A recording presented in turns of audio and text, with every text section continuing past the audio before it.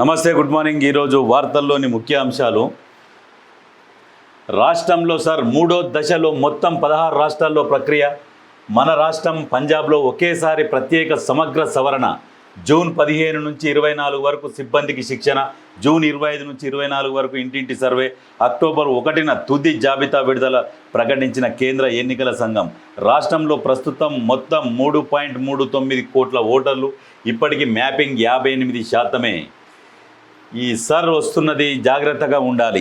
ఎందుకంటే ఇప్పుడు మొన్న 5 రాష్ట్రాల ఎలక్షన్లు జరిగినప్పుడు కూడా ఈ ఎస్ఐఆర్ వచ్చి బెంగాల్లో 95 లక్షల ఓట్లు, తమిళనాడులో కొన్ని ఓట్లు, దాదాపు మ్యాక్సిమం ప్రతి దగ్గర వాళ్ళకు అనుకూలంగా ఉన్న ఓటర్ల జాబితా ఉన్నది, అనుకూలంగా లేనివి మిగతా మొత్తం ఓట్లు కొట్టేయబడుతున్నాయి.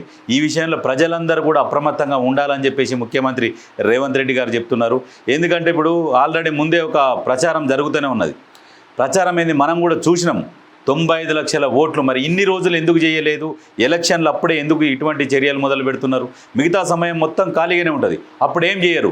ఎలక్షన్లు అప్పుడు మొత్తం సర్వే చేసుకొని ఎవరికి అనుకూలంగా ఉన్నారు, ఎవరికి వ్యతిరేకంగా ఉన్నారు అన్నీ చూసుకొని చెక్ చేసుకొని అప్పుడు ఈ ఓటర్లు తొలగింపు జరుగుతున్నది. ఇప్పుడు ఎవరి చేతిలో ఉన్నది? కేంద్ర ఎన్నికల సంఘం కూడా కేంద్ర ప్రభుత్వం చేతుల్లోనే ఉన్నది. ఇప్పుడు వాళ్ళు ఎట్లా చెప్తే ఎన్నికల సంఘం కూడా అట్లనే ఆడుతున్నది. మరి ఇక భవిష్యత్తులో వీళ్ళు అనుకుంటుండొచ్చు, తెలంగాణలో ఇటువంటిది మొదలుపెట్టి ఏమైనా అధికారంలోకి వస్తామనే ఒక ఆశ ఉండొచ్చు. ఆశ మీద నీళ్లు చల్లుకొని సైలెంట్గా ఉంటేనే మంచిది. ఎందుకంటే తెలంగాణ ప్రజలు ఈ కేంద్ర ప్రభుత్వం చేస్తున్న అరాచకాలను అన్ని నిమిషం గమనిస్తూనే ఉన్నది. ఏ ఒక్క విషయంలో కూడా కాదు. గతంలో మన్మోహన్ సింగ్ ప్రభుత్వం ఉన్నప్పుడు మోడీ గొంతు చించుకొని నడిచిండు. రూపాయి విలువ మనదే పడిపోతున్నది, మిగతా వాళ్ళవి పడిపోతలేవని అప్పుడు విష ప్రచారం చేసినారు. బంగ్లాదేశ్ది పడిపోతలేదు, పాకిస్తాన్ది పడిపోతలేదు, శ్రీలంక రూపీ పడిపోతలేదు, మనదే ఎందుకు పడిపోతున్నది? నేను కనుక ఉంటే చట్టసభలలో నేను ఉంటే ఖచ్చితంగా మేము అధికారంలో కనుక కేంద్రంలో ఉంటే రూపాయి విలువని ఎక్కడికో తీసుకుపోతామని చెప్పిండు. అటువంటి మోడీ ఇవాళ రూపాయి విలువ 95 రూపాయలు దాటింది, డాలర్ విలువ. మన రూపాయి విలువ పడిపోతూ ఉన్నది.